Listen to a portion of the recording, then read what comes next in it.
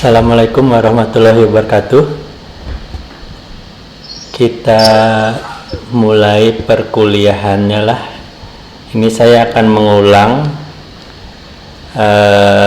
sedikit dari awal, kemudian kita masuk sedikit ke bagian yang telah kita bahas minggu kemarin gitu ya. Sebenarnya tujuannya apa sih gitu ya.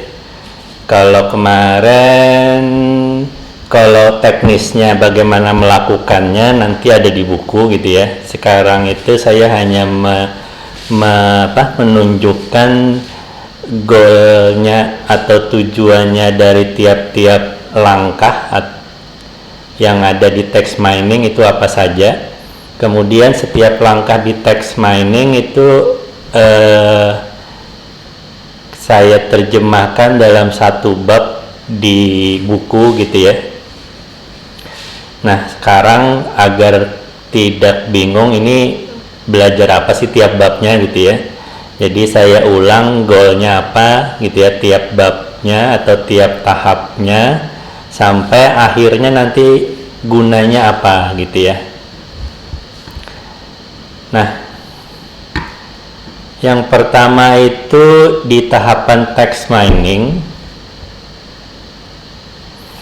itu kalau diperhatikan pada gambar pertama itu kita akan melakukan koleksi data teks gitu ya. Nah, untuk melakukan koleksi data teks itu sumbernya bisa dari file lokal atau sumber online. Kalau dari file lokal artinya filenya bisa bentuknya plain text, kemudian bisa PDF, bisa itu file doc gitu ya, file MS Word misalnya. Nah, kalau sumbernya online itu bisa di web, bisa dari Twitter dan lain-lain gitu ya, biasanya dari web gitu. Nah, kemudian setelah koleksi data, output dari koleksi data itu adalah data semi terstruktur tapi masih kotor gitu ya. Jadi di dalam hasil dari koleksi data itu teksnya persis seperti yang kita dapat dari file lokal atau file sumber online gitu ya. Kadang di dalamnya itu ada hal-hal lain gitu ya, atau ada string-string lain atau ada karakter lain yang seharusnya tidak ada di situ gitu. Kalau kalian kemarin coba misalnya mengekstrak teks dari file PDF atau file MS Word gitu ya, yang pada saat diekstrak itu kalian bisa lihat di dalamnya itu tidak hanya teks saja. Kalau kita lihat, kita buka di MS Word-nya memang teks gitu ya, tapi setelah diekstrak itu ternyata enggak, ada seperti kode-kode yang bukan bahasa manusia gitu ya. Jadi contohnya saja kalau enter gitu ya, diterjemahkan diterjemahkannya di teks itu jadi /n gitu ya. Nah, itu juga ada di dalam hasil ekstraksi kita di teks gitu ya, atau juga ada pada saat kita melakukan koleksi data teks. Jadi output dari koleksi data teks bentuknya kemarin memang sudah semi terstruktur ya, tapi masih kotor. Nah, kemudian proses selanjutnya adalah pre-processing gitu. Tujuan dari pre-processing ini adalah kita ingin punya data semi terstruktur dan sudah bersih gitu. Sudah bersih tadi artinya kalau ada kode HTML di sana sudah tidak ada lagi gitu ya. Kemudian kalau misalnya masih ada kode-kode lain, kode program atau kode seperti yang tadi, kalau enter /n gitu ya, itu juga hilang gitu. Nah, kemudian di pre-processing ada tahapan-tahapan atau ada proses yang umumnya dilakukan oleh orang gitu ya. Jadi kalau kita melakukan sesuatu itu paling gampang kita ikut apa yang sudah dikerjakan oleh orang lain. Nah, setelah data semi terstruktur bersih kita dapat, kemudian kita bisa melakukan hal-hal lainnya atau kita bisa melanjutkan ke proses text mining yang lain. Nah, setelah data semi terstruktur bersih itu kita sudah bisa melakukan sentimen analisis ya. Sentimen analisisnya tapi menggunakan metode yang berbasis leksikon gitu. Nanti kita bahas itu. Nah, kalau di sentimen analisis artinya kita sudah bisa menentukan ini dokumen atau teks ini isinya lebih ke positif atau negatif gitu ya, atau netral. Nah, itu bisa kita lakukan dengan leksikon based sentiment analysis. Nah, kalau misalnya skripsi ini sudah bisa masuk ke sini gitu ya. Jadi ke leksikon based sentiment analysis. Ini sudah ada banyak skripsi yang menggunakan metode leksikon based analysis. Nah, di leksikon based analysis ini penentuan sentimen analisisnya berdasarkan kamus ya. Jadi misalnya kalau ada setiap kata yang ada di teks itu dicek di kamus nilainya berapa gitu ya. Nah, yang ada sekarang ini banyaknya kamusnya adalah bahasa Inggris, jadi bahasa Indonesianya sedikit gitu ya. Karena kalau di text mining ini itu sangat bergantung dengan bahasa. Jadi kalau kita text mining bahasa Inggris akan berbeda perilakunya atau metodenya dengan text mining bahasa Indonesia, apalagi text mining dengan bahasa lain seperti Arab gitu ya, yang teksnya saja beda, kemudian atau karakternya saja beda, kemudian yang Cina, Korea dan lain-lain itu akan berbeda gitu. Nah, selanjutnya nanti setelah kita belajar leksikon based sentiment analysis, kita belajar juga tentang ekstraksi fitur gitu ya. Kenapa perlu ekstraksi fitur? Karena data kita masih semi terstruktur.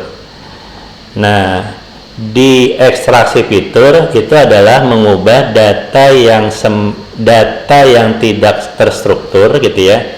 Sebenarnya kan di semi terstruktur itu adalah kita cuma, nanti kita lihat ya bentuk semi terstruktur seperti apa. Sebenarnya kita menyimpan data tidak terstruktur tapi satu dokumen itu kita simpan sebagai satu baris gitu ya. Nah, sebenarnya di dalamnya itu belum terstruktur gitu. Nah, data tidak terstruktur itu tidak bisa diproses oleh algoritma clustering atau klasifikasi. Jadi kalau misalnya kita tujuannya itu adalah mau mengklaster atau mengklasifikasi, maka kita harus melewati proses ekstraksi fitur. Output dari ekstraksi fitur itu adalah data yang terstruktur.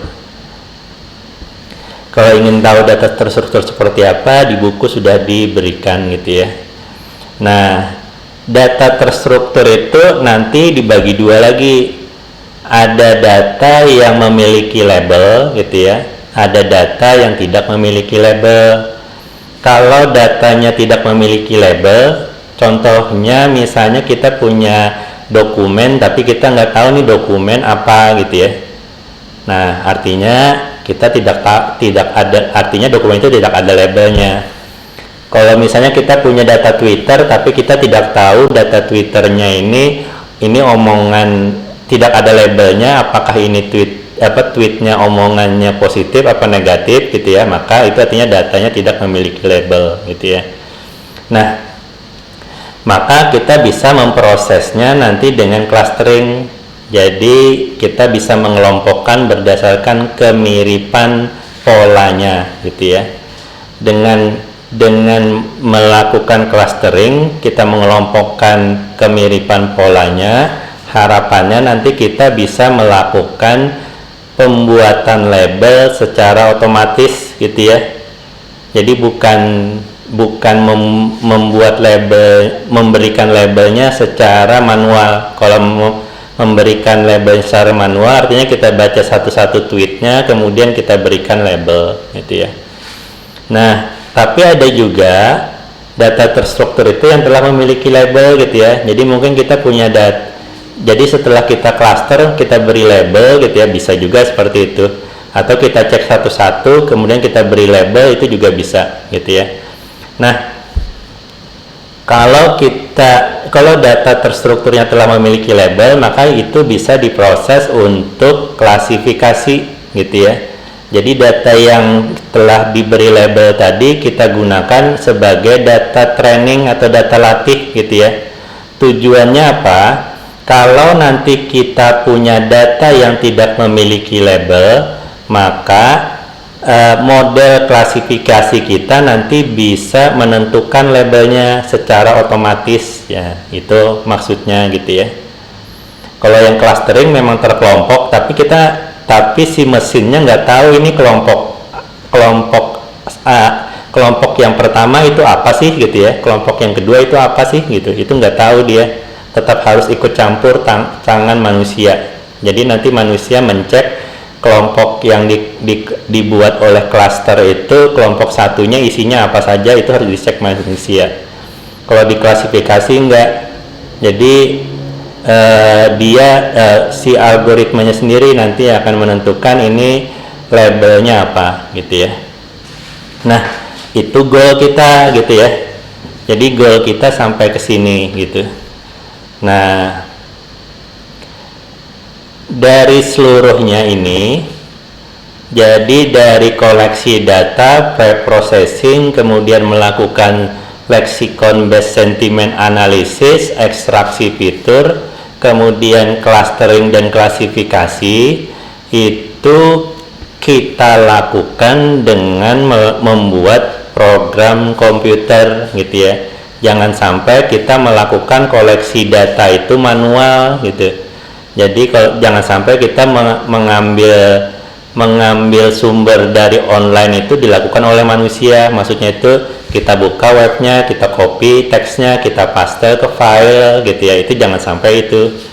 Jadi kita ingin semuanya proses yang di kotak biru-biru itu dilakukan oleh program yang kita buat gitu. Nah, pre-processing juga seperti itu. Jangan sampai kalau kita ingin menghilangkan tanda koma, itu kita hapus manual gitu ya. Walaupun kita menghapusnya itu pakai find and replace misalnya. Nah, jangan sampai seperti itu. Kalau bisa kita buat programnya. Kemudian kalau misalnya ingin membuat dari ingin membuat kata-kata itu menjadi kata dasar gitu ya, itu juga jangan sampai kita lakukan manual. Jadi kita inginnya kita buat programnya yang bisa melakukan secara otomatis. Nah, beberapa riset yang dilakukan oleh senior kalian itu kadang masih pengambilan datanya masih manual gitu ya. Jadi dia sendiri yang mengambil datanya. Jadi bukan membuat programnya. Pre-processing juga seperti itu gitu ya. Pre-processingnya masih dilakukan, dia cek satu-satu kemudian dibersihin sendiri. Nah, itu jangan gitu. Nah, kemudian lexicon based ekstraksi fitur dan clustering itu juga kita lakukan dengan membuat program komputer. Jadi bukan menghitung manual. Nah, kenapa kita pakai bahasa pemrograman R gitu ya. Jadi di bab 2 itu dibahas tentang bahasa pemrograman R, karena di bahasa pemrograman R itu sudah ada fungsi-fungsi yang bisa langsung kita gunakan untuk melakukan koleksi data, pre-processing, lexicon gitu ya, ekstraksi fitur, clustering dan klasifikasi gitu. Jadi agar kita tidak membuat program dari awal gitu. Jadi kita gunakan saja bahasa pemrograman yang fungsi-fungsinya sudah membantu kita untuk melakukan hal-hal yang disebutkan di kotak biru ini. Selain bahasa pemrograman R, itu ada bahasa pemrograman lain yaitu Python gitu ya. Terus kenapa tidak Python saja misalnya ya? Nah, alasannya adalah karena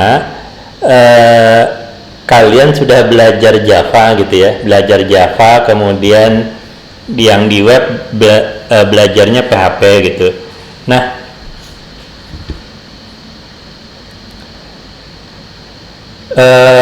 Java dan PHP itu kan mirip tuh cara pemrogramannya gitu ya. Begitu juga R gitu ya, makanya dipilih yang R bukan Python.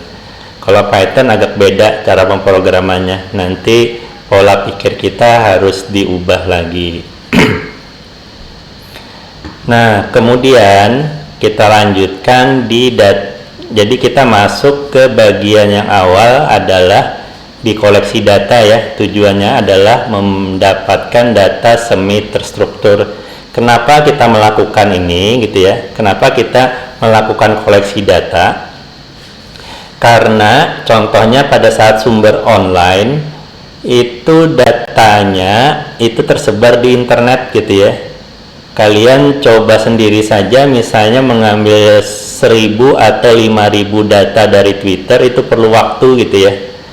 Nah, kalau misalnya kalian lakukan itu setiap menjalankan program kan akan perlu koneksi internet dan misalnya waktu untuk menunggu melakukan koleksi data saja. Belum lagi datanya itu akan berubah-ubah gitu ya. Karena begitu kita ambil data di Twitter misalnya, ambil 1000 dengan keyword misalnya banjir, maka kita ambil hari ini dengan kita ambil besok itu datanya tidak sama gitu. Nah, makanya kita lakukan koleksi data saja. Habis kita koleksi data, kita simpan datanya ke dalam semi terstruktur gitu ya. Nah, misalnya di sini kita punya data teksnya ada 9 tweet misalnya. Maka 9 tweet itu kalau di data semi terstruktur kita jadikan 9 baris gitu ya. Jadi terstrukturnya seperti itu gitu ya. Tapi isinya masih belum terstruktur gitu. Karena data terstruktur itu seperti dijelaskan di buku itu adalah terdiri dari kolom yang sama, kemudian kolomnya itu terdiri nilainya adalah angka atau kategori. Kalau teks kan bukan angka dan kategori, tapi memang teks gitu ya.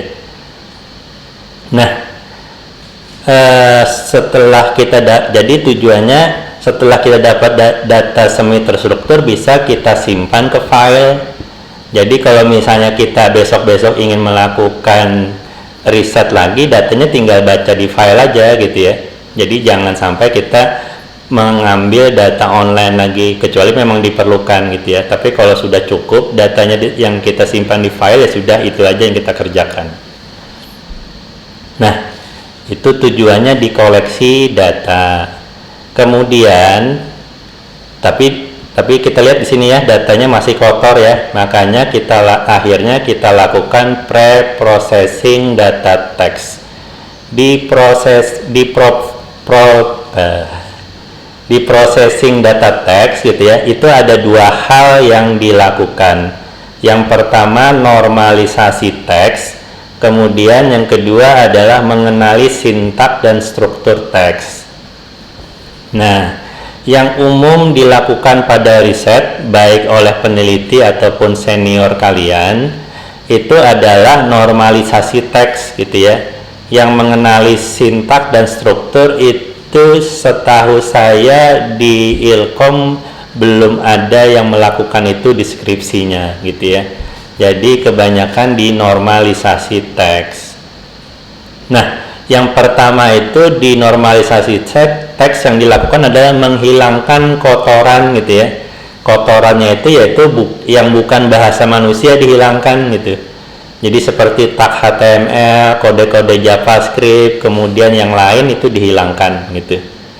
Kalau sudah hilang, nanti kita pilih ini mau jadi huruf besar atau huruf kecil gitu. Jadi di text mining atau di text mining itu tidak peduli huruf besar atau huruf kecil, sebaiknya dibuat sama gitu ya. Kalau mau huruf besar semua, kalau mau huruf kecil semua. Umumnya mereka membuatnya adalah huruf kecil semua. Jadi ini salah satu yang dilakukan di normalisasi teks. Setelah itu dilakukan penghapusan karakter spesial. Jadi karakter spesial itu seperti koma, tanda seru gitu ya. Kemudian simbol seperti tagar gitu ya, dan lain-lain itu dihapus gitu ya. Yang bukan bahasa manusianya dihapus gitu.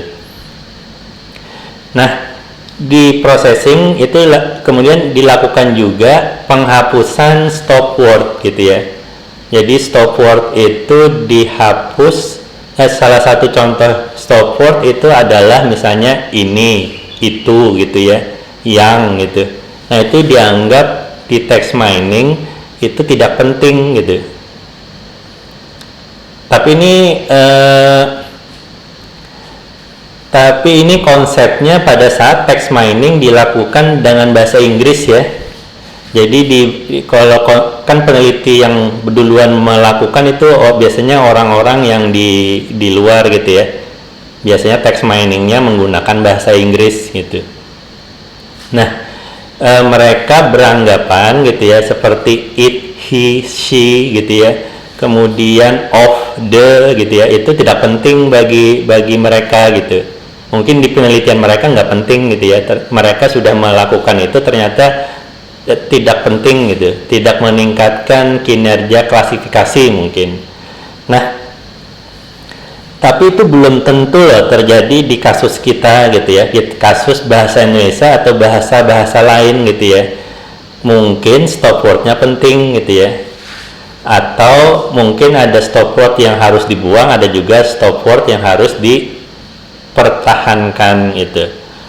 Nah, kemarin ada riset mungkin dari senior kalian, itu dia melakukan uji gitu ya, antara menghilangkan stop word dengan tidak menghilangkan stop word. Hasilnya ternyata tidak berpengaruh katanya gitu. Nah, tapi ini juga tidak berlaku untuk semua kasus gitu ya. Jadi kalau misalnya kasus kalian itu pakai datanya apa gitu ya, nah mungkin di situ stop wordnya berpengaruh gitu ya. Nah, setelah itu adalah mengubah menjadi kata dasar.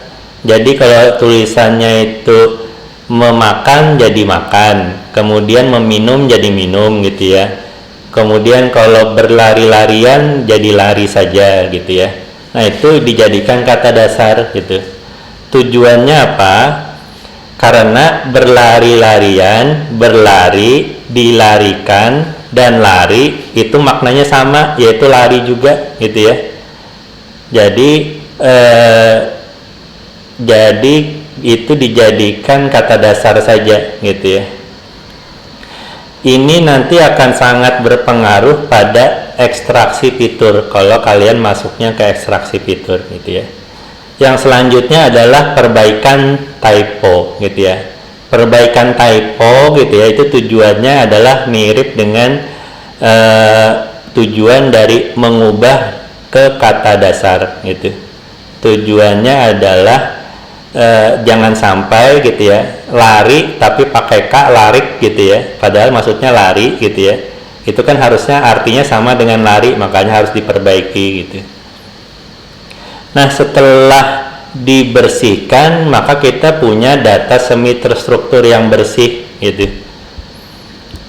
Nah, di sini mengenali sintak dan struktur nanti kita bahas kemudian gitu ya. Nah, tujuannya apa gitu ya? Tujuannya apa? Kita melakukan normalisasi teks ini. Tujuan akhirnya itu adalah kita ingin meningkatkan kinerja. Jadi kalau misalnya kita melakukannya lexicon based sentiment analysis, harapannya kalau kita melakukan ini maka kinerjanya akan lebih bagus gitu ya. Kemudian kalau kita melakukan klasifikasi, harapannya nanti klasifikasinya, prediksinya jadi lebih oke gitu ya. Jadi lebih akurat gitu. Jadi kalau klasifikasi itu dia hitungan kinerjanya adalah akurasi gitu. Nah, di sini nanti kita bisa melakukan riset gitu ya. Rumusan masalahnya jelas. berapa tingkat akurasi setelah kalian melakukan ini gitu ya. Nah itu kalau di riset gitu ya, paling gampang kita kalau riset itu bukan, tujuannya adalah kita mencari angka gitu ya. Kalau berapa tingkat akurasi itu lebih gampang kalau riset kita melakukan hal seperti itu. Nah jadi tujuannya ini kita ingin meningkatkan kinerja gitu ya, meningkatkan kinerja yang di kotak garis-garis merah ini, yang lexicon based sentiment analysis, clustering, dan klasifikasi.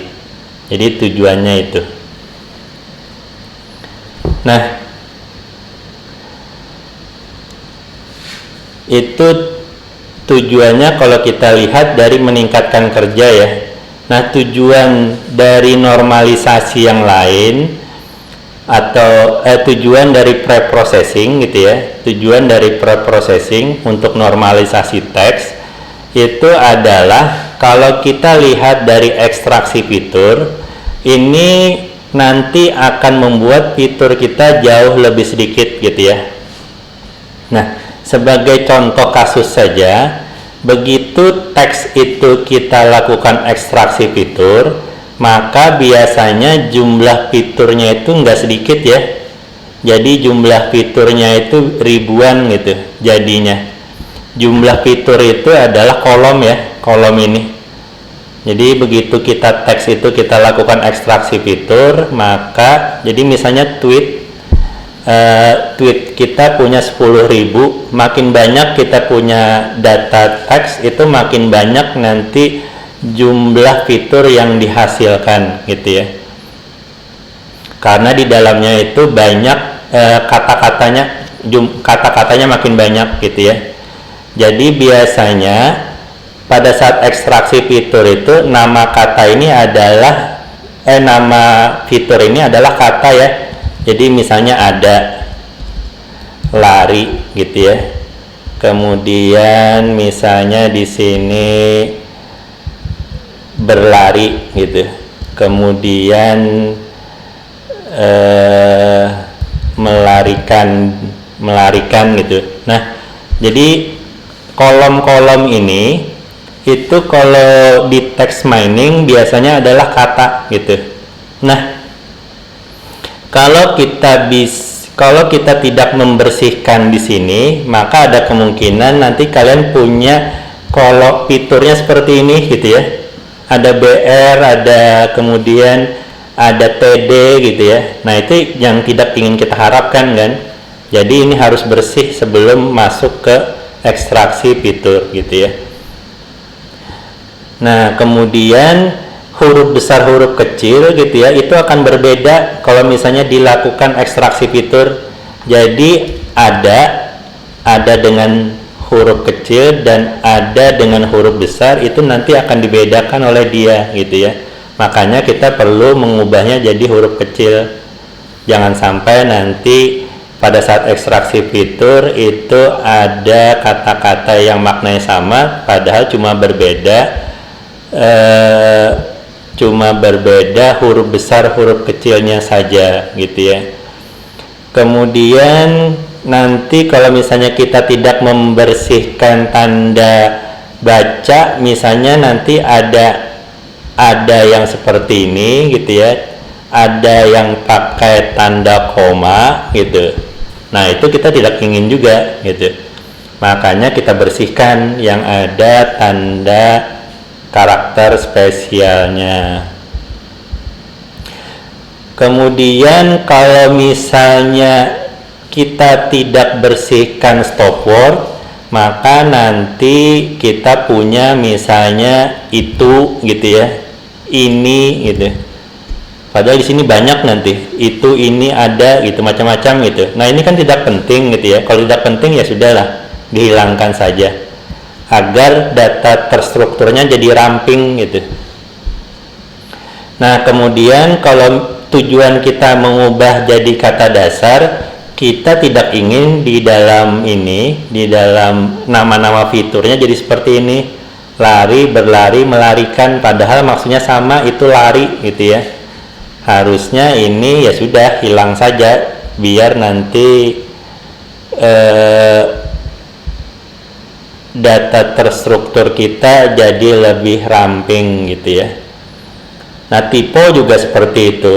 Jangan sampai kita punya lari gitu ya seperti ini dengan lari yang benar gitu ya. Nah, itu harus harus padahal artinya sama, makanya kita harus perbaiki tiponya. Jadi tujuannya itu agar ini data terstrukturnya nanti fitur-fiturnya tidak banyak gitu dan tidak ada duplikasi arti gitu ya. Karena jumlah fitur ini perlu kita rampingkan karena nanti akan berpengaruh terhadap pemrosesan gitu ya. Pada saat kita proses nanti oleh clustering dan klasifikasi itu akan lama gitu. Kalau kasus klasifikasi yang dilakukan oleh senior kalian yang biasanya kasusnya text mining, itu satu proses bisa atau satu klasifikasi gitu ya, itu bisa memakan waktu bisa sampai 16 jam gitu. Jadi kalau misalnya dia melakukan 10 proses klasifikasi gitu ya, itu nanti dia perlu 10 kali 16 jam. Jadi komputernya nggak bisa ngapa-ngapain di situ dan kamu harus jagain komputernya jangan sampai mati gitu. Nah, itu kalau misalnya di text mining. Jadi makin banyak nanti fiturnya itu akan membuat waktu komputasinya makin lama. Selain itu pemakaian resource, pemakaian memori dan pemakaian prosesor juga akan sangat banyak. Jadi komputer kalian nggak bisa nanti sekaligus jalanin klasifikasi teks gitu ya sambil main game, nggak bisa karena memori dan prosesornya sudah habis dipakai untuk melakukan proses ini. Sampai sini ada pertanyaan, silahkan.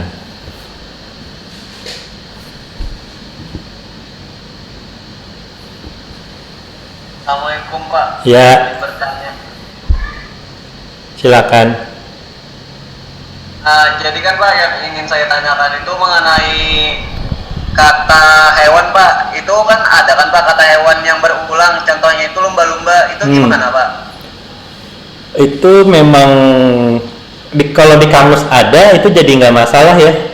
Memang ada katanya itu gitu. Jadi jangan diubah jadi lumba gitu. Jadi tetap lumba-lumba. Kalau diubah jadi lumba, nanti ada kata lain yang lumba-lumba jadi akan jadi ambigu juga gitu. Nama yang lain mungkin apalagi ya? Nama penyakit beri-beri gitu ya. Kemudian ya kura-kura itu nama hewan ya. Biasanya itu pembuatan jadi kata dasar itu lebih ke kata kerja gitu. Kalau kata benda jarang memang seperti itu gitu. Nah itu ya. Jadi kalau nama hewan itu nggak diubah gitu. Izin bertanya lagi Pak. Silakan. Mengenai kata negatif Pak, kan misalnya contohnya aku marah sama aku tidak marah itu kan Pak, yang negatif kan aku marah Pak. Yeah. Itu gimana Pak? Ya, oke. Makasih Pak. Ya, nah gini ya, di ekstraksi fitur, ini di ekstraksi fitur itu nanti ada istilahnya n-gram ya. N-nya itu jumlah gitu ya. Jadi nanti kata itu, jadi misalnya saya punya kata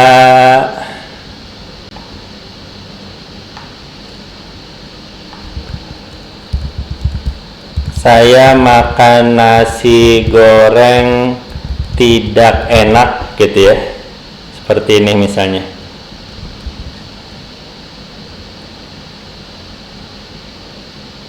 Nah, kalau kita jadikan ini jadi ekstraksi fitur nanti, maka di sini akan saya makan gitu ya.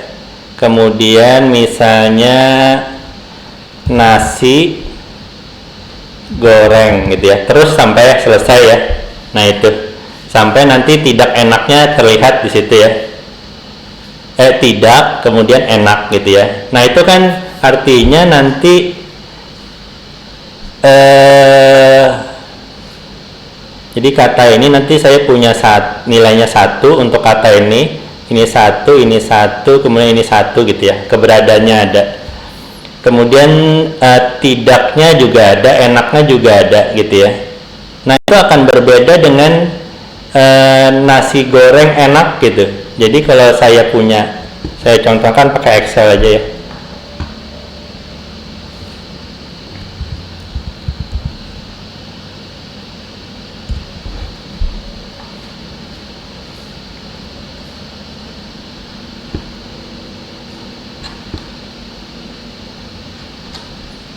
Jadi misalnya saya punya data, saya makan nasi goreng tidak enak.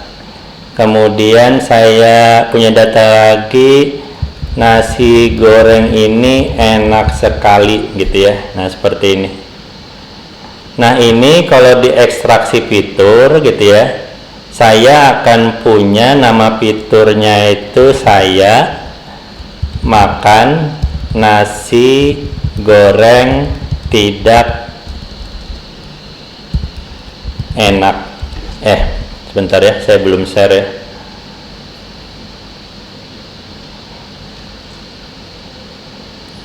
Nah ini ya, jadi saya punya data ini ya, saya ada 2 teks nih, saya makan nasi goreng tidak enak, nasi goreng ini enak sekali. Kalau di text mining, di ekstraksi fiturnya itu salah satu metodenya adalah n-gram ya, n-gram. N-nya itu adalah nilai bilangan bulat ya, dari 1 sampai berapa gitu ya. Kalau misalnya n-nya 1, artinya kalian melakukan tokenisasi atau memecah katanya berdasarkan satu kata. Jadi kalau saya punya 2 data seperti ini, maka fiturnya adalah seluruh kata ini akan menjadi fitur ya. Jadi saya makan nasi goreng tidak enak, ini untuk yang kata yang pertama. Kemudian nasi ini sudah ada ya di sini ya. Nasi sudah ada di sini, jadi tidak perlu saya buat lagi. Goreng juga sudah ada di sini. Ini di sini belum ada ini ya. Jadi saya tambahkan ini, kemudian enak sudah ada, sekali itu belum ada, jadi saya tambahkan di sini. Nah ini saya letakkan ke bawah. Nah seperti ini ya. Jadi untuk yang kalimat yang pertama, saya itu ada ya 1, makan juga ada 1, nasi juga ada 1, goreng juga ada 1, tidak 1, enak 1. Ininya ada atau enggak di kalimat pertama? Enggak ada ya, 0. Sekali juga tidak ada, 0 juga. Sekarang nih, nasi goreng ini enak sekali. Jadi sayanya 0, makannya 0, nasinya 1, gorengnya 1, tidaknya 0, enaknya 1 gitu ya, ininya 1, sekalinya 1 gitu. Nah kalau kalian punya teks seperti ini, kira-kira kan sudah tahu tuh sudah tahu tuh kira-kira bedanya teks yang pertama dan kedua kan, yang satu ada tidaknya, yang satu ada enaknya gitu. Yang di sini mungkin sifat kalau kita punya label gitu ya, ini kita beri label negatif gitu, karena sudah jelas kita bisa tahu bahwa ini label negatif, yang ini positif gitu ya. Nah Nah, tapi di sini mungkin kalian bertanya, dia tahu enak dan tidaknya di mana? Dilihat saja dari sini ya. Jadi kata-kata ini sudah bisa dibedakan dengan cara kita membuat sederhana seperti ini saja, gitu. Contoh yang lain, ini kalau misalnya tadi n gram ya, n gramnya di sini n-nya sama dengan 1. Kalau n-nya sama dengan 2, artinya setiap kolomnya ini atau setiap fitur itu adalah terdiri dari 2 kata. Jadi kalau untuk yang kata yang pertama itu adalah saya makan nasi goreng tidak enak, gitu ya. Kemudian kata yang kedua, nasi goreng sudah ada ya di sini.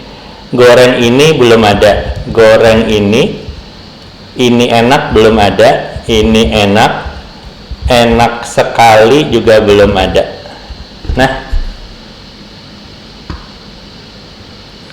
sekarang kita lihat cara membuat nilai-nilainya. Ini saya copy lagi. Untuk kata yang pertama, saya makan ada. Makan nasi ada, nasi goreng ada. Goreng tidak ada, tidak enak ada. Goreng ini tidak ada. Ini enak tidak ada, enak sekali tidak ada. Kemudian di sini nasi saya makan tidak ada, makan nasi tidak ada. Nasi goreng ada, goreng tidak ada, tidak enak tidak ada, goreng ini ada, ini enak ada, enak sekali ada. Nah, sudah terlihat nggak perbedaannya kalau kita lakukan ekstraksi fitur seperti ini? Nah, kira-kira setelah itu kita berikan ke mesin, kira-kira mesin akan mengetahui bedanya antara enak dengan ada tidak enak, gitu ya, dari angka-angka ini. Silakan kalau ada pertanyaan lain. Sudah terjawab belum kira-kira kalau dibuat seperti ini? Ini bertanya, Pak. Ya. Itu keuntungan dari menggunakan N2 dibandingkan 1 itu apa, Pak?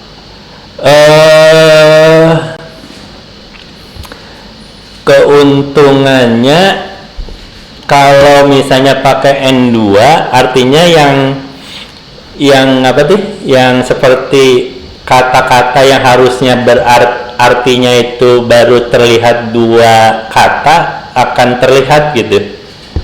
Kalau yang di atas kan tidak dan enaknya memang terpisah tuh, gitu. Bisa saja saya misalnya di sini ya. Di sini saya punya lagi misalnya apa ya? Katanya misalnya positif tapi ada tidaknya, gitu. Untung saya tidak sakit, gitu ya. Kalau saya buat di sini kan artinya nanti tidaknya masuk, gitu ya. Tidak, padahal kan tidak sakit nih di sini. Tapi kan yang terlihat di sini di N1 itu cuma ada tidak dan sakitnya 1, gitu ya nilainya. Tapi kalau kita pakai N2 itu nanti kata yang artinya itu harusnya jadi 2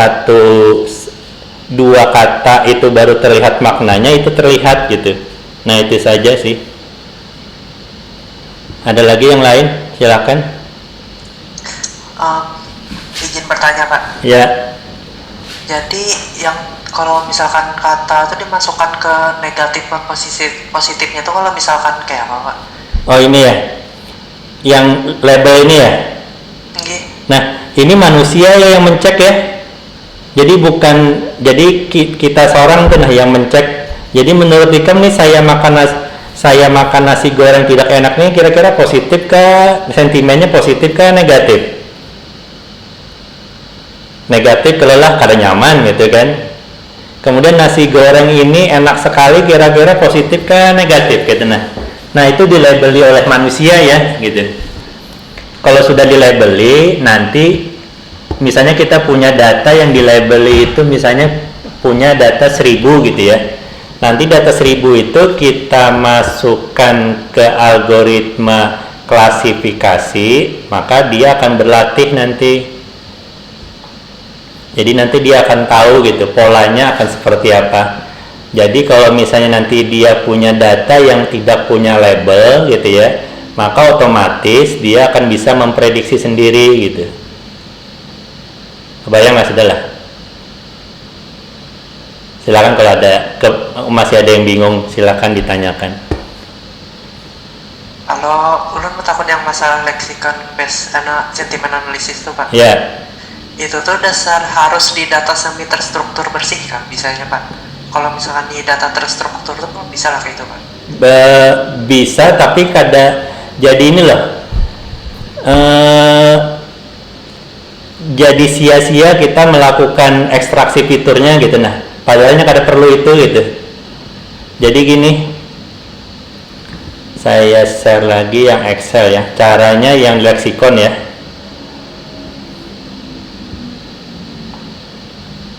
Nah, kalau misalnya diklasifikasi, kita perlu data terstruktur seperti ini, kelola. Jadi data angka-angka ini nih, karena diklasifikasi dengan clustering, itu dia hanya bisa memproses data yang terstruktur. Artinya ada kolom-kolomnya, nilai-nilai di dalamnya itu adalah angka atau kategori gitu ya. Itu yang klasifikasi atau clustering. Kalau leksikon itu adalah saya punya kata ini, dua kata ini. Nah, leksikon itu artinya kamus ya. Jadi kalau di leksikon itu nanti kalian punya kamus. Jadi misalnya itu ini kata, ini nilai. Misalnya saya itu nilainya 0, kemudian makan itu nilainya 1 gitu ya, nasi itu nilainya 1, goreng itu misalnya 1. Ini misal ya, karena di leksikonnya sendiri nanti ada nilai-nilai yang dihitung berdasarkan ditentukan oleh ahlinya gitu ya, yang ahli kata.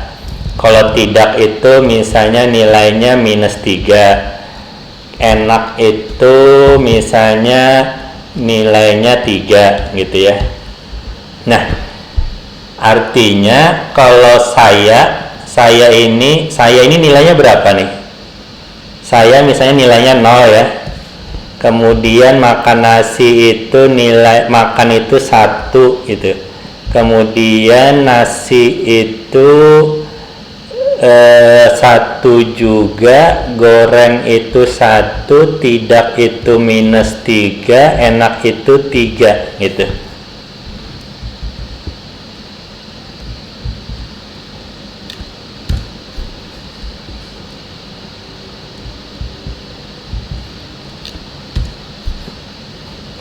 Ini 3 dijumlahkan nanti berapa?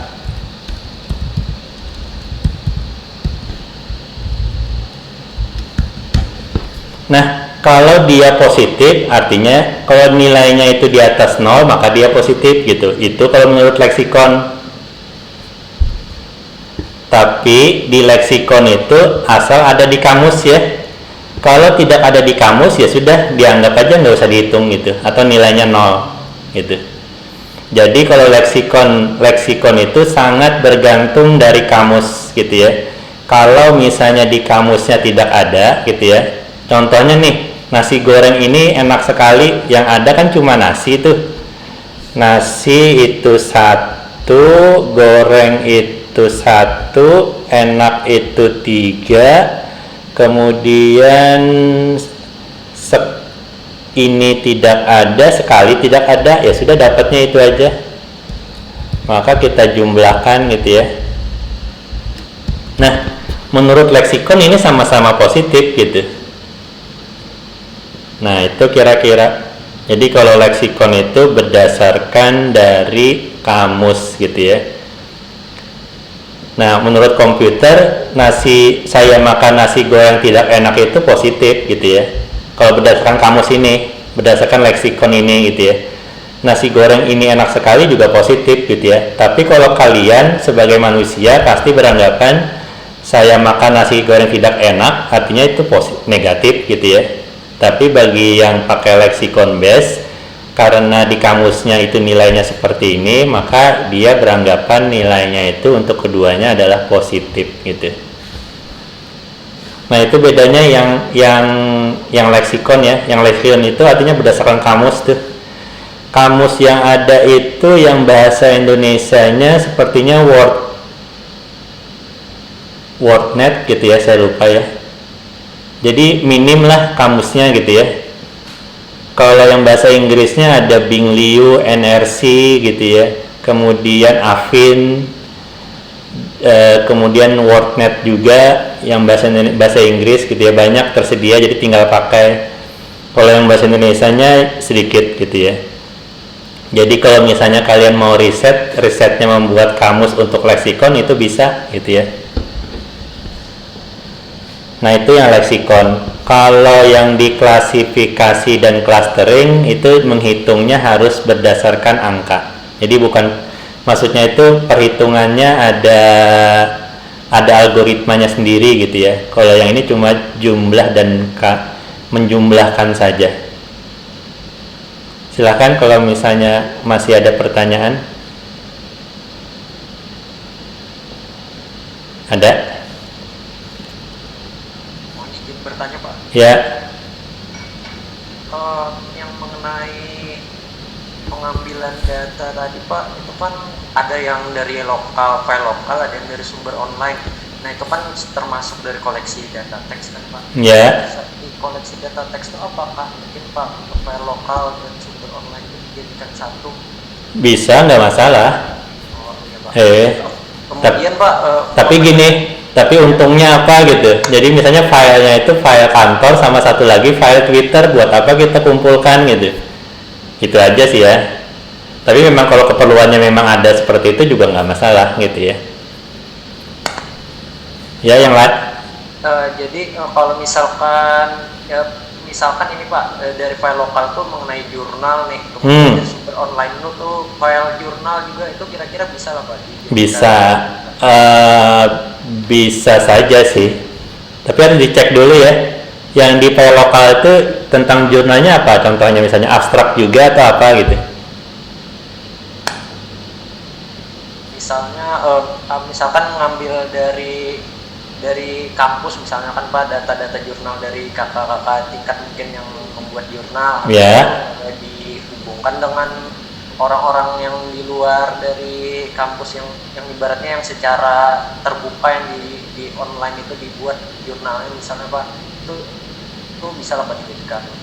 Bisa aja sih ya, tapi nanti kita lihat lagi ya, itu keperluannya buat apa? Apakah clustering kah, klasifikasi kah, atau bisanya plagiarism kah gitu ya. Tapi plagiarism bukan bagian dari text mining ya, karena di text mining itu kita ingin menggali pola gitu ya. Kalau plagiarism itu lebih ke penyocokan apakah dia itu mirip atau tidak gitu ya. Cuma ingin mengetahui mirip atau tidaknya saja gitu ya. Kalau di text mining itu lebih ke kita ingin menggali pengetahuan dari teks gitu ya, seperti itu. Kemudian Pak, ingin bertanya lagi Pak, ya, mengenai pre-processing, di mana kita melakukan normalisasi teks misalnya, itu kita Bapak sebutkan tadi bahwa kita jangan melakukan secara manual, bagusnya kita menggunakan program. Nah, untuk program yang digunakan itu misalkan kayak bahasa R, untuk menormalisasi itu misalkan menggunakan bahasa R, bagaimana Pak mengambil database yang misalkan kata-kata yang misalkan itu termasuk tipe yang ibaratnya itu bahasa dasarnya, dari mana kita mengambilnya Pak misalkan menggunakan bahasa R Pak? Nah, itu ada aturannya ya, nanti ada aturannya. Jadi misalnya untuk kata dasar itu ada algoritmanya gitu ya. Contohnya di sini bukan. Nah, contohnya yang untuk membuat kata dasar itu kan stemming ya. Jadi stemming itu kalau yang di bahasa Inggris sudah bagus lah. Kita tinggal pakai saja, kita masukkan katanya langsung keluar kata dasarnya gitu ya. Yang bahasa Indonesia itu masih harus banyak yang kita kembangkan gitu ya. Walaupun ada algoritmanya tapi belum ada package-nya yang bisa kita langsung gunakan. Belum banyak gitu ya, bukannya belum ada, belum banyak gitu. Nah, algoritma untuk membuat kata dasar atau stemming itu sudah ada banyak yang membuat ya. Pertama itu algoritma stemming dari Porter gitu ya. Dengan ada juga algoritma stemming dari Arifin Setiono gitu ya. Kemudian ada algoritma stemming yang terkenal itu adalah bentar.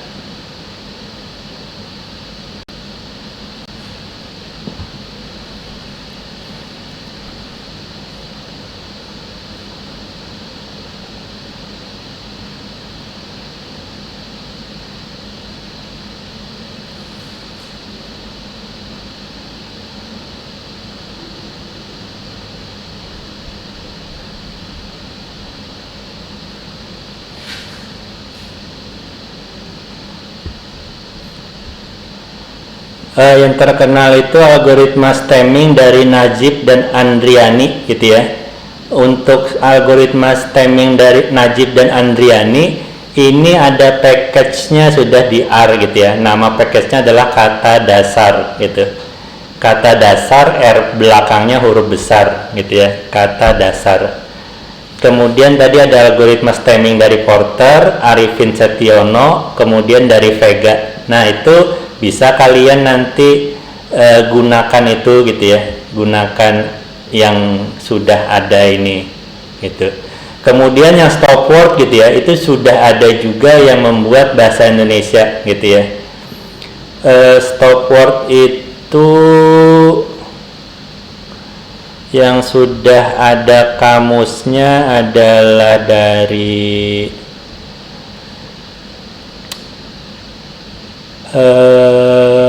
saya lupa ya, tapi di buku sudah ada Mas David gitu ya. Kemudian ada lagi yang terkenal itu saya lupa tuh, ada satu yang terkenal. Dia sudah membuat kamusnya gitu ya. Nah, caranya seperti apa? Caranya itu kalau yang stop word kita tinggal mencek satu-satu kata yang ada di teks itu ada nggak di stop word gitu ya. Kalau ada di stop word artinya dia harus dihapus gitu. Itu yang stop word. Kalau yang pembentukan kata dasar algoritmanya lumayan rumit ya. Nanti kalian bisa baca yang di buku gitu ya. Atau kalian searching nanti algoritma Najib dan Andriani itu seperti apa caranya. Nah, itu dia. Ada lagi silakan pertanyaan. Ya Pak, mohon izin bertanya. Ya. Pak.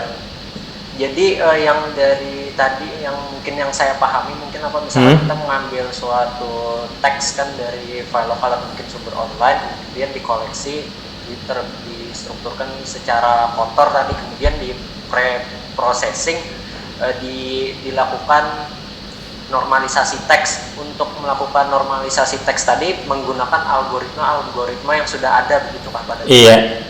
Nah, untuk melakukan itu dilakukannya di aplikasi RStudio di sana berarti lah Pak? Iya. Kalau misalnya bahasa pemrogramannya kalian pakai R, nanti kalian lakukan di RStudio gitu ya. Kalau nanti kalian misalnya, udah saya nggak mau pakai R gitu ya, saya mau pakai Java gitu ya, nah bisa juga gitu. Saya mau pakai Python, itu juga tersedia package-nya di Python gitu ya. Jadi bahasanya sih bebas sebenarnya. Kalau yang saya contohkan di sini pakai R gitu ya. Ada lagi yang lain silakan. Bisa bertanya Pak? Ya. Jadi kan collection based apa tadi misalkan mencari sentimen. Jadi itu tuh bisa dikembangkan lagi lah Pak. Misalkan sentimen itu menjadi perasaan atau apa kayak gitu. Ada leksikonnya, ada yang perasaan ya, jadi anger, marah, kemudian sedih gitu ya, itu ada. Jadi satu kata itu nanti ada nilai 5 nilai gitu ya, untuk kesedihan, kemarahan dan lain-lain. Itu yang NRC kalau nggak salah ya, saya cek ya, NRC.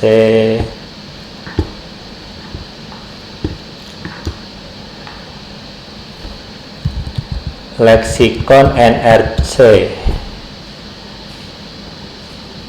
Nah, yang NRC ini NRC Emotion ya, Emotion Association Lexicon.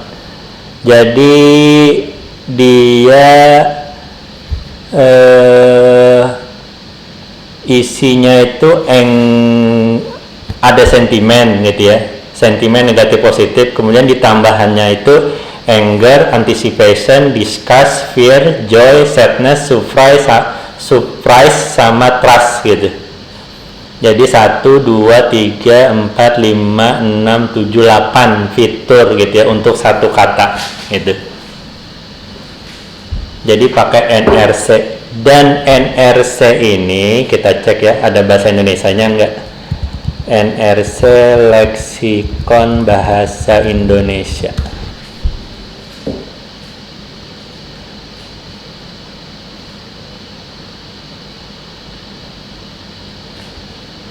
Sepertinya ada ya.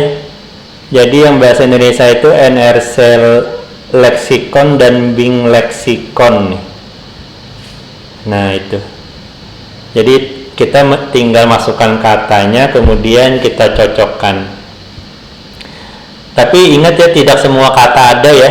Jadi kalau kalian misalnya ingin melengkapi kamus NRC menjadi lebih lengkap, itu jadi suatu riset tersendiri gitu ya. Jadi riset yang bisa kalian lakukan gitu. Nah, mungkin kalian bisa bekerja sama dengan anak bahasa Indonesia gitu ya, bagaimana cara menilai kata misalnya. Nanti kalian kerjanya cuma membuat kamus saja. Kamus yang isinya itu tadi yang ada anger, trust, kemudian joy, happy, sadness dan lain-lain gitu. Seperti itu. Baik Pak. Ya. Terus mau tanya lagi Pak. Tadi pas normalisasi tadi kan ada menyebutkan akurasi, itu maksudnya apa? Oke, di sini ya. Apa yang dibandingkan? Nah, ini. Mana itu Pak? Oke. Nah, di sini ya. Jadi di riset Ilkom itu kita bahas dari awal dulu ya. Nanti kita akan sampai ke sana. Di riset yang dilakukan oleh senior kalian gitu ya, rata-rata itu masih di seputar ini nih. Itu yang di kotak. Kalau klasifikasi, kebanyakan kalau teks ini klasifikasi yang mereka lakukan gitu ya. Jadi tujuannya adalah untuk memprediksi apakah ini teks ini positif kah, negatif kah gitu ya. Seperti itu. Jadi biasanya yang mereka lakukan cuma berkutat di algoritmanya saja, algoritma klasifikasi saja ya. Jadi tidak ada hubungannya dengan pre-processing atau ekstraksi fitur gitu ya. Jadi tujuan riset mereka itu bukan di bagian pre-processing dan ekstraksi fitur gitu ya. Jadi pre-processing tetap dilakukan, ekstraksi fiturnya tetap dilakukan, tapi mereka lebih fokus ke algoritma klasifikasi gitu. Nah, di klasifikasi ini adalah tujuannya adalah akurasi gitu ya. Jadi misalnya kalian ingin memprediksi, misalnya kalian punya 10 data yang akan diprediksi gitu ya. Kemudian kan yang memprediksi itu adalah si model klasifikasi yang sudah kalian buat gitu ya. Jadi modelnya ini kita masukkan satu teks gitu ya. Ini kira-kira prediksi dia apa, positif kata dia. Kemudian yang kedua nanti apalagi gitu ya. Saya pakai Excel saja.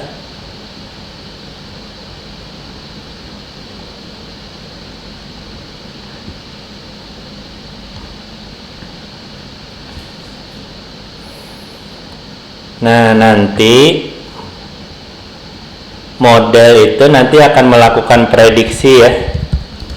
Jadi misalnya kalian punya 10 data, nanti data pertama kira-kira mereka prediksinya apa yang dilakukan oleh model klasifikasi kalian. Misalnya dia prediksi positif, yang kedua dia prediksi positif lagi, yang ketiga negatif gitu ya, yang keempat negatif, yang keenam positif, kemudian misalnya sampai nanti 10 ya, 10, jadi ini 1 sampai 10.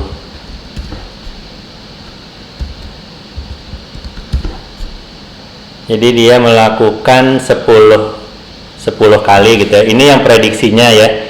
Nah, kemudian kan kita harus mencek nih benar nggak hasil prediksi ini gitu ya. Cara kita menceknya itu kita bandingkan dengan label sebenarnya gitu ya. Ternyata label sebenarnya itu adalah misalnya ini.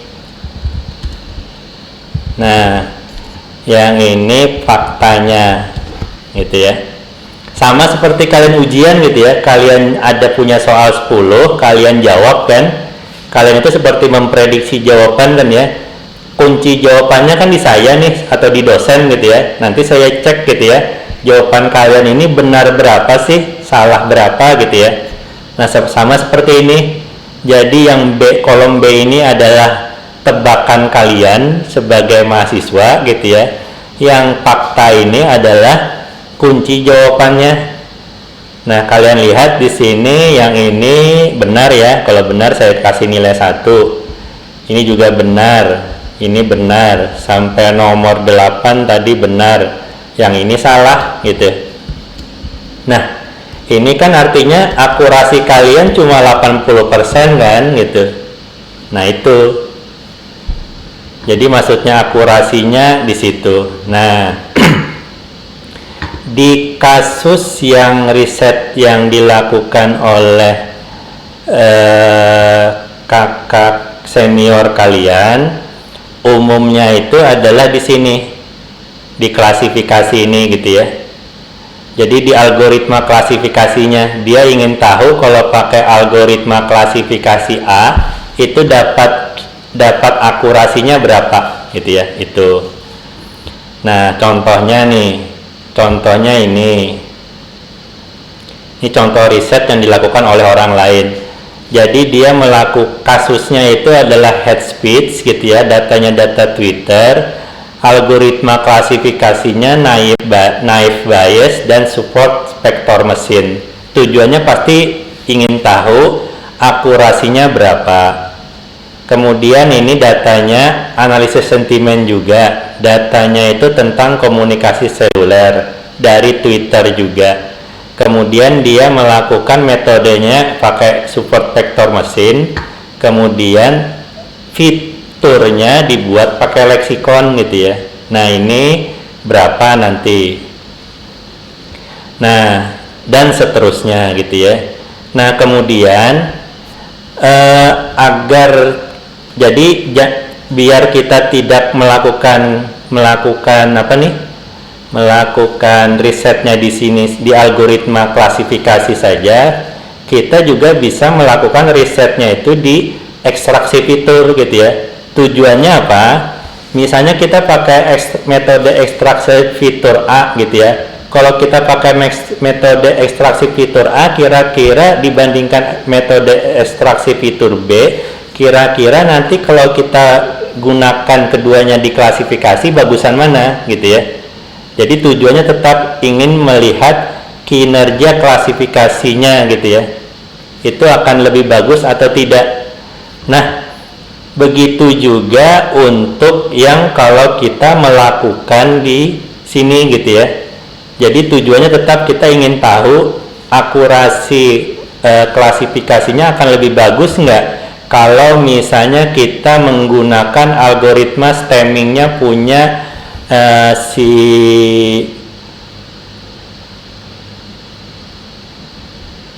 misalnya kita ingin menggunakan punyanya Najib dan Andriani gitu ya. Kira-kira kalau misalnya kita menggunakan stemmingnya pakai Najib Andriani, kira-kira akurasinya berapa gitu. Kalau kita menggunakan punyanya yang Porter, kira-kira akurasinya berapa gitu. Nah, itu maksudnya yang kinerja tadi ya. Sudah terjawab belum kira-kira? Silakan. Baik Pak, saya paham Pak. Iya. Oke. Nah, kebanyakan riset senior kalian di sini ya gitu.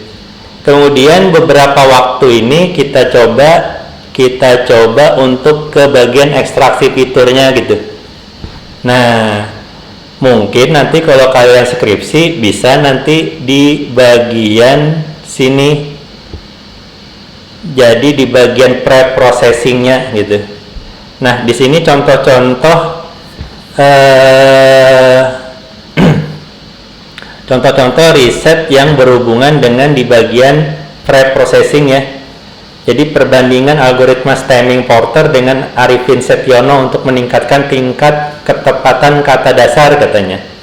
Nah, tapi kalau yang judul ini itu lebih ke benar atau tidaknya kata dasar itu dihasilkan dengan algoritma stemming dan stemming Porter dan atau Arifin Setiono gitu ya. Jadi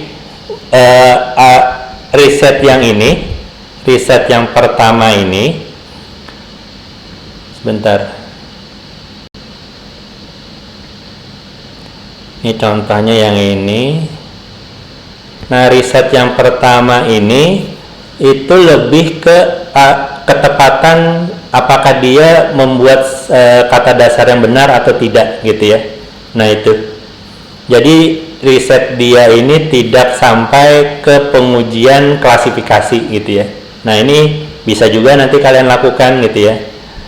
Kemudian di sini bisa juga kalian misalnya menggunakan algoritma stemming Porter, kemudian kalian lakukan klasifikasi akurasinya berapa.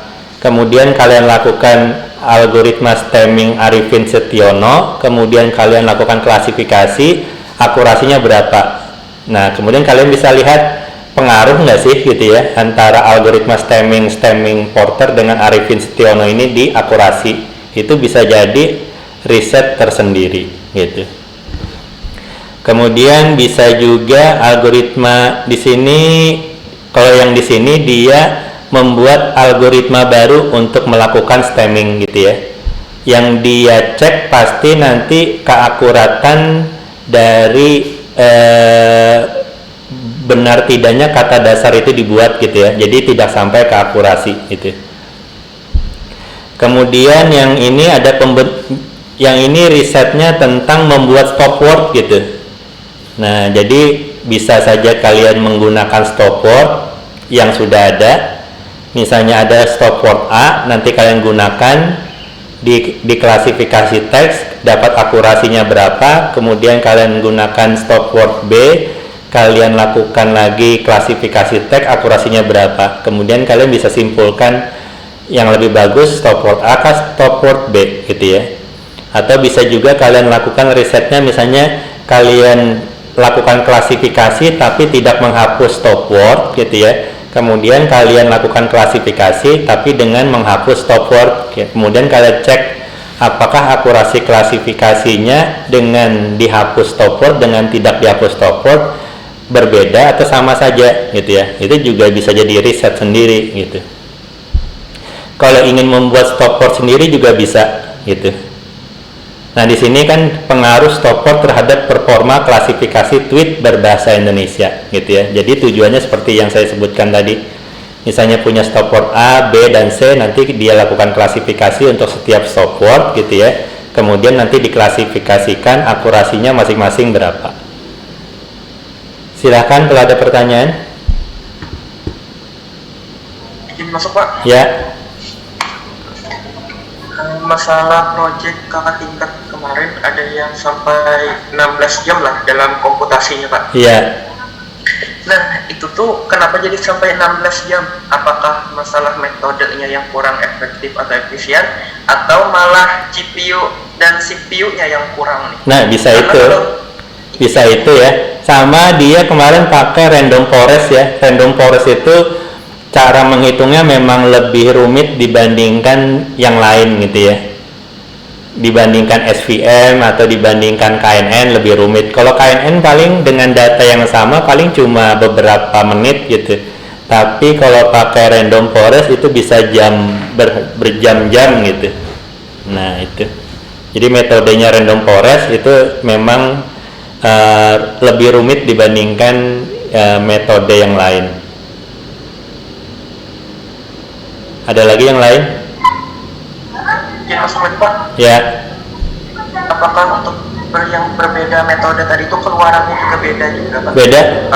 Iya. Akan berbeda ya. Berbedanya tuh di bagian mananya, Pak? Akurasinya akan berbeda. Bisa lebih tinggi, bisa lebih rendah, gitu ya. Jadi bukan berarti kalau lebih lama akan lebih bagus, nggak juga, gitu. Karena kalau di data mining atau di data mining, text mining itu sangat yang menentukan akurasi itu dipengaruhi oleh data gitu ya. Jadi bukan makin lama kita belajar makin bagus gitu ya, tapi sebenarnya kalau datanya bagus kalian akan bagus juga hasilnya. Kalau datanya tidak bagus, selama apapun kalian belajar kemungkinan akan tidak bagus juga hasilnya tadi akurasinya ya gitu. Nah makanya kita bisa melakukan riset misalnya sebelum kita lakukan klasifikasi nih di bagian ekstraksi fitur atau di bagian processing, kita lakukan benar-benar agar kita dapat datanya lebih bagus gitu. Nah itu. Silakan kalau ada pertanyaan lain.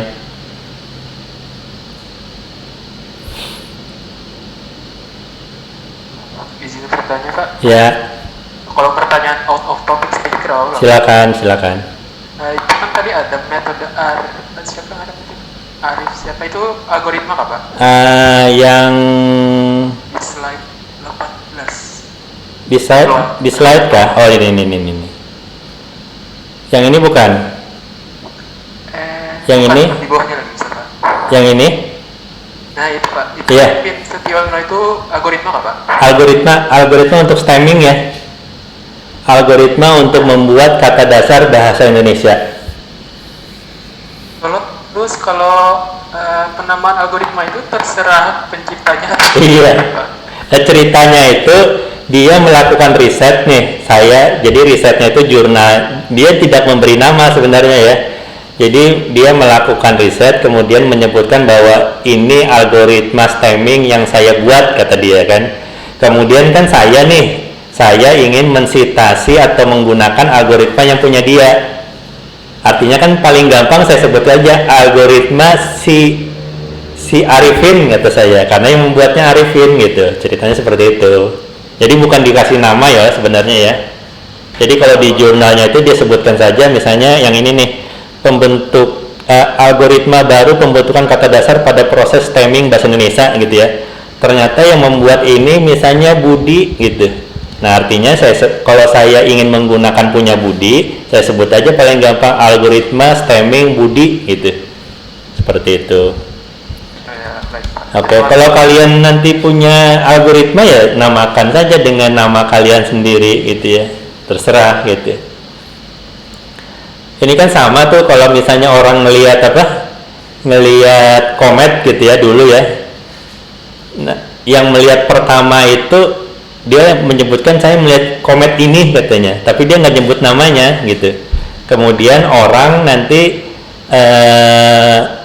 lain gitu ya menyebutkan itu ada komet, kemudian temannya nanya itu komet apa? Komet si A katanya, karena yang melihat pertama si A gitu.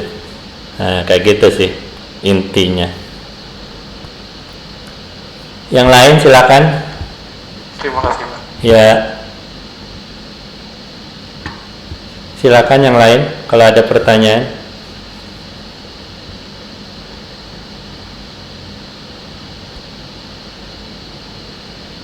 Ini saya rekam ya, nanti saya upload juga di LMS ya, di e-learning ya.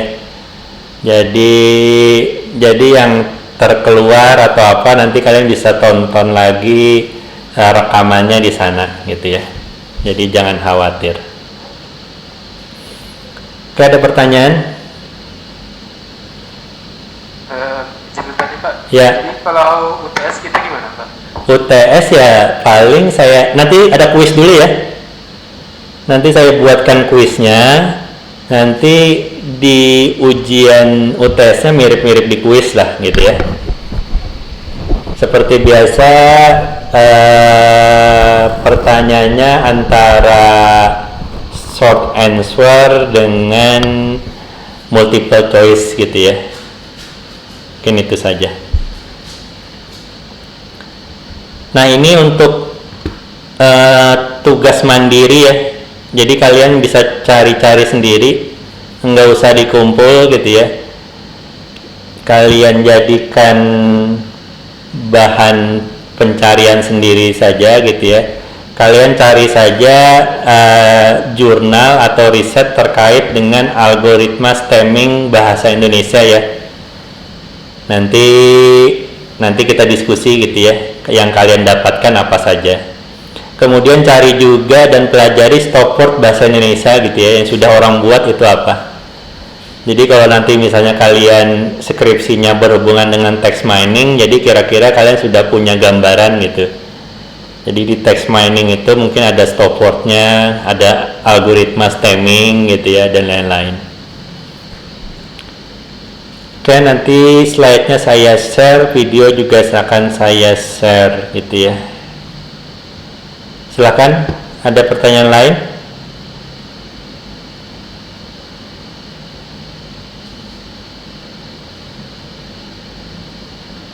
Oke, kalau tidak ada saya akhiri ya, nanti rekamannya saya akan share juga. Assalamualaikum warahmatullahi wabarakatuh.